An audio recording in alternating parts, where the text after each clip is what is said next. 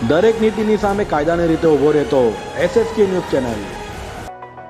સુરતમાં હાલ નબીરાઓ સામે ગુનાઓ નોંધાઈ રહ્યા છે, જેમાં ગોરદર રોડના કાપડ વેપારી મિતેશે અલથાણની મોડેલને દમણ ગોવા લઈ જઈ બળાત્કાર ગુજાર્યો હોવાની ફરિયાદ નોંધાતા પોલીસે ધરપકડ કરી હતી।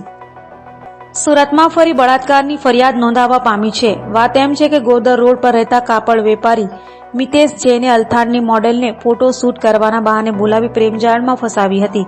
ત્યારબાદ તેણે મોડેલને લગ્નના સપના બતાવી મુંબઈ, દમણ, ગોવાની હોટલમાં તેમજ ડુમ્મસના રાજહંસ બેલીઝાના ફ્લેટમાં લઈ જઈ શારીરિક સંબંધ બાંધ્યો હતો અને ત્યારબાદ આરોપીએ મોડેલને જાનથી મારી નાખવાની ધમકી આપી હેરાન કરવાનું શરૂ કર્યું હતું।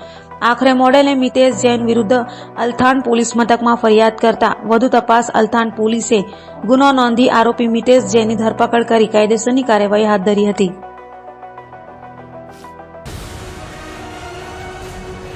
દરેક નીતિની સામે કાયદાની રીતે ઊભો રહેતો SSK ન્યૂઝ ચેનલ।